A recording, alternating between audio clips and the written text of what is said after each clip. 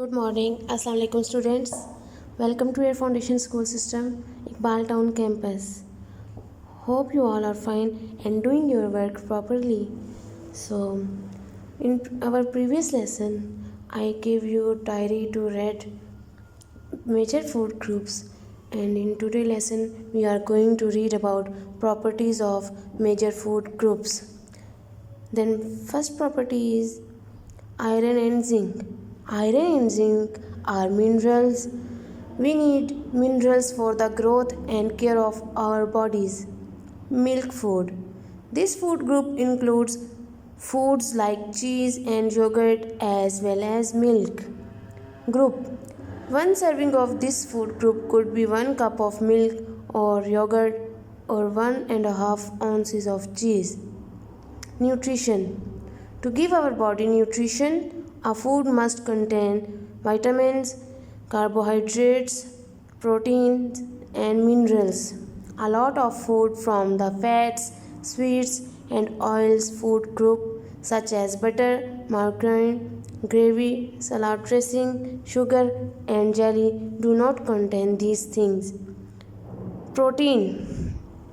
Protein gives us energy, but they also serve as one of the main building blocks of the body. Muscle, skin, cartilage, and hair are all made up mostly of proteins.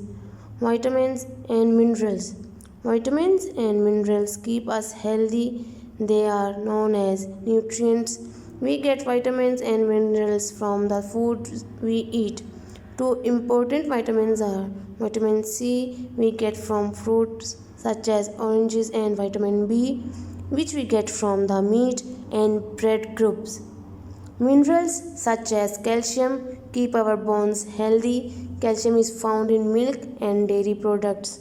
Students, move to page number 13. Balanced and unbalanced diet. If our body are human machines, food is our fuel. How well we eat affects how well our bodies work and how long we live. It is especially important that we eat healthy as we are still growing and developing. A healthy diet is sometimes called a balanced diet as it needs to consist of different types of foods. Eating properly and regularly is really important. What we eat and drink now affects our health in the future. So, carbohydrate, take most food from this group: rice, pasta, bread, potatoes. Fruits and vegetables, take 5 portions daily from this group.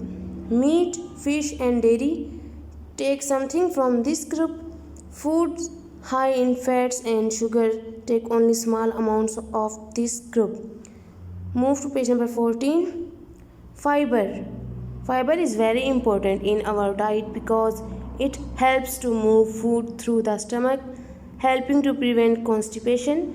Everybody needs some fiber in their diet. Effects of unbalanced diet on health. An unbalanced diet can lead to dietary related disease. Having intakes of energy or nutrients below or in excess for long periods of time can affect health. This is called malnutrition. Worldwide, kwashiorkor and marasmus are two common diseases caused by a lack of protein and energy. The most common our nutrition problem is obesity with too much energy being consumed or high levels of inactivity. Osteoporosis is a disease where bones become weak, brittle, and break easily. It is caused by severe losses of calcium. Hygiene and its basic principles. Food hygiene is a good practice which leads to clean workplaces and safe production of food. Its main purpose is to maintain good health by reducing the risk of producing harmful food, preventing infestations by pests like flies, mice, etc. Poor hygiene can also lead to end food wastage. So students, you have to read these pages by yourself and underline the unfamiliar word. Take care of yourself. Allah Hafiz.